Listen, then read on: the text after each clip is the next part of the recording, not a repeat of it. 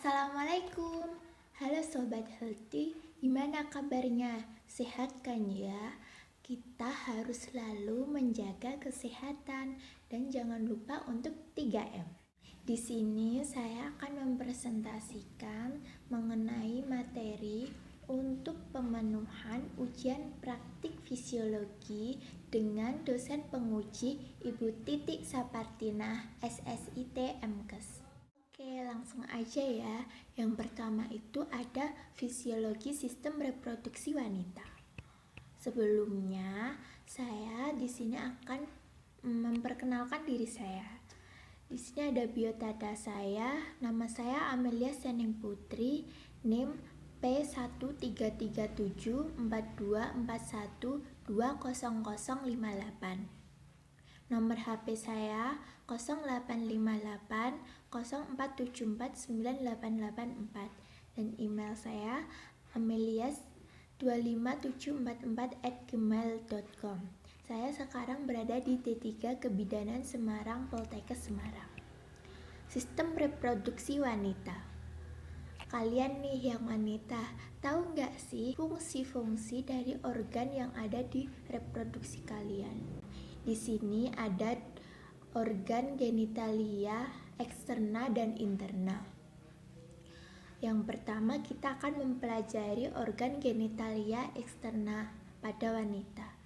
Organ genitalia eksterna pada wanita itu dinamakan vulva. Fungsinya sendiri yaitu sebagai indera peraba atau sentuhan.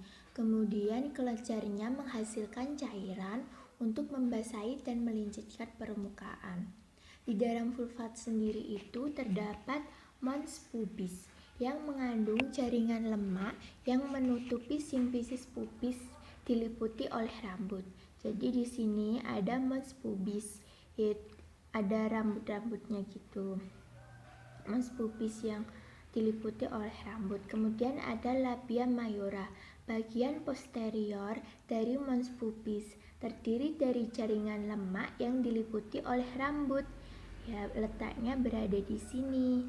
Kemudian labia minora terdiri dari jaringan penyambung untuk mobilisasi kulit selama proses sagama. Kemudian ada klitoris, berfungsi serupa dengan penis laki-laki atau homolog. Kemudian ada vestibulum, fungsinya ini untuk mengeluarkan lendir dan salurannya keluar antara himen dan labia minora. Selanjutnya ada vagina. Vagina di sini berfungsi untuk mengeluarkan cairan atau darah menstruasi. Kemudian ada tempat penyaluran sperma pada saat hubungan seks untuk masuk ke uterus dan merupakan tempat jalannya lahir, serta membantu mencegah infeksi karena suasana vagina yang asam. Kemudian perineum, fungsinya ini untuk menopang rongga panggul dan menjaga panggul tetap pada tempatnya. Oke, selanjutnya ada organ genitalia interna pada wanita. Yang pertama itu ada serviks, melindungi uterus dari infeksi dan mengalami perubahan penting menjelang persalinan. Jadi di sini adalah serviks. Kemudian yang kedua ada ovarium. Fungsinya sendiri untuk menghasilkan ovum dan menghasilkan dua jenis hormon yaitu estrogen dan progesteron. Ovarium sendiri ada di kanan dan di kiri ya. Kemudian ada uterus. Nah, uterus sendiri ini punya dinding-dinding yang memiliki fungsi sendiri. Yang pertama ada endometrium, menyiapkan dan ikut bekerja untuk proses nidasi dan ikut memelihara plasenta. Kemudian ada myometrium. Yang pertama fungsinya untuk mengisap spermatozoa yang diejakulasikan waktu coitus.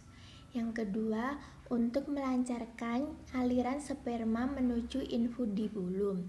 Yang ketiga meluruhkan embrio, plasenta waktu melahirkan atau keguguran ataupun haid.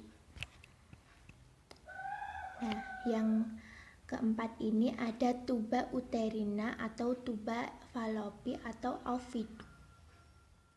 Saluran yang menampung ovum yang berovulasi dan meneruskannya ke uterus. Di sini ya teman-teman, di sini adalah tuba falopi. Kemudian tempat fertilisasi antara spermatozoa dan ovum yang disebut pars ampullaris. Tepatnya itu berada di pars ampullaris. Selanjutnya ada proses oogenesis. Yang pertama ada tahap pengandaan, yaitu oogonium mengalami mitosis. Kemudian tahap pertumbuhan oogonium ini kemudian menjadi oosit primer. Kemudian mengalami meiosis pertama yang menghasilkan oosit sekunder dan badan polar. Itu kemudian ada tahap pematangan. Oosit sekunder akan membelah menjadi ootit dan badan polar. Kemudian badan polar sendiri akan membelah menjadi 2 badan polar. Selanjutnya ootit ini akan menjadi ovum dan hasilnya adalah ovum dan 3 badan polar. Kemudian ada siklus menstruasi. Pada hari pertama sampai kelima, di sini hormon akan stabil, dia tidak akan mengalami kenaikan maupun penurunan. Kemudian endometrium akan luruh. Pada hari ke-6 sampai 14, LH, estrogen, dan FSH akan meningkat. Kemudian pada hari ke-15 sampai 28, di sini dinding endometrium akan menebal. Kemudian hormon progesteron pun akan meningkat. Di sini ada kegunaan dari hormon estrogen. Yang pertama, pada ovarium akan memicu pematangan folikel dan ovum. Pada vagina, perubahan selaput lendir vagina dan memperbanyak sekresi. Pada serviks akan memperbanyak sekresi seluler serviks sehingga memicu pergerakan sperma. Kemudian pada payudara, proliferasi pada mamae memicu pertumbuhan rambut, pubis, dan ketiak. Kemudian ada progesteron. Di endometrium, progesteron ini akan merubah sekresi endometrium. Di serviks, dia akan mengurangi sekret dan meningkatkan viskositas. Di myometrium, dia akan mengurangi tonus sehingga uterus akan tenang. Pada payudara akan membentuk lobus dan alveolus. Pada ovarium akan mencegah pertumbuhan folikel dan terjadinya ovulasi. Oke, selanjutnya ada fisiologi sistem perkemihan. Ada ginjal. Yang pertama ada ginjal. Nah, kalian tahu nggak sih fungsi ginjal itu apa? Yang pertama itu untuk menyaring dan membuang kotoran dari tubuh kita. Yang kedua untuk mengontrol tekanan darah kita. Yang ketiga ada membuat sel darah merah. Dan keempat ada mengontrol tingkat keasaman darah. Fungsi ginjal ini sangat penting ya, jadi kita harus selalu menjaga ginjal kita. Kita harus selalu minum air putih yang cukup. Kemudian di dalam ginjal tersebut ada apa aja sih dan fungsinya itu apa? Nah, yang pertama itu ada korteks ini sebagai tempat yang menjadi muara urin berasal. Kemudian ada nefron, tempat darah disaring. Ada glomerulus, darah akan disaring, zat-zat yang masih berguna akan digunakan kembali oleh tubuh. Kemudian ada kapsul Bowman, berbentuk seperti kapsul untuk membungkus glomerulus. Selanjutnya ada tubulus contractus proximal. Tubulus ini menghasilkan urin sekunder. Kemudian tubulus contractus distal, berupa urin sekunder dan melepas zat-zat yang masih berguna bagi tubuh. Kemudian ada tubulus collectivus, bagian terakhir pada nefron. Selanjutnya ada arteri ginjal. Di sini arteri ginjal itu membawa darah ke dalam ginjal. Kemudian ada vena ginjal, berfungsi untuk membawa darah keluar dari ginjal menuju ke pembuluh vena cava inferior. Selanjutnya ada medula, piramida-piramida yang terletak pada lengkung Henle. Kemudian ada ureter, saluran untuk mengalirkan urin yang sesungguhnya dari ginjal ke kandung kemih. Lengkung Henle, penyaringan sebagai penghubung antara tubulus contractus proximal dan tubulus contractus distal, berbentuk melengkung. Di sini ya. Kemudian ada pelvis, menampung sementara urin sesungguhnya. Yang kedua nih, ada ureter. Apa sih fungsi ureter? Yang pertama itu ada menghubungkan antara ginjal dan kandung kemih. Jadi ureter ini penghubung antara ginjal dengan kandung kemih. Kemudian mempercepat pergerakan urin dengan bantuan kontraksi yang dinamakan gerak peristaltik dari otot polos. Jadi di ureter disc ini berguna untuk mempercepat pergerakan urin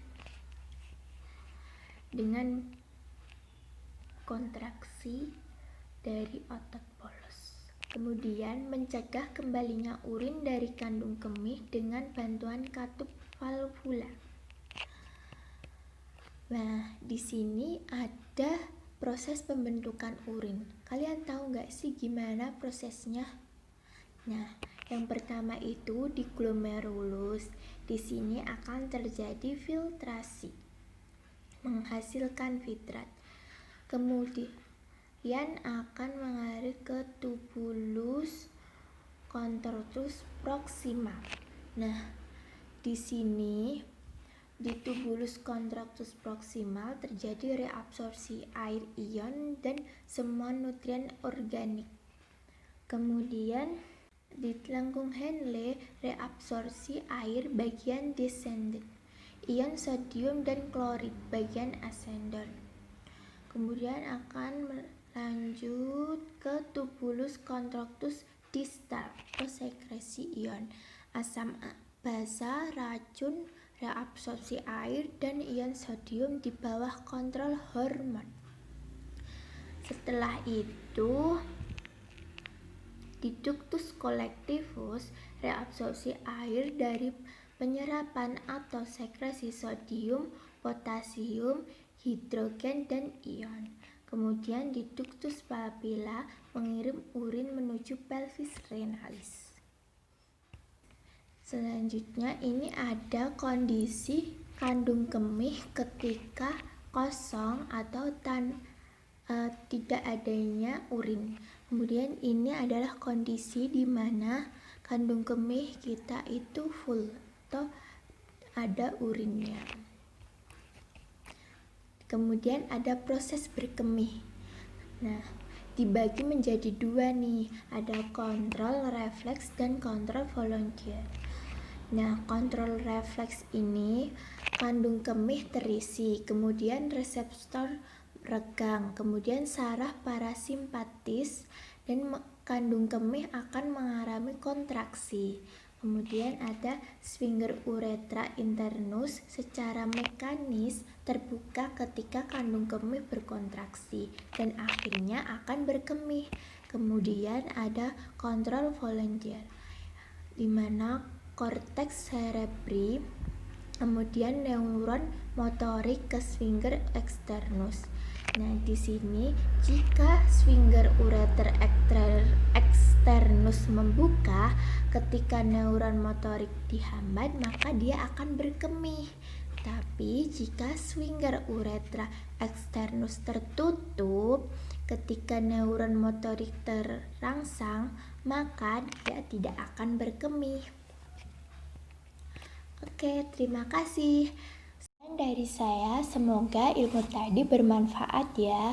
Wassalamualaikum warahmatullahi wabarakatuh. Dadah.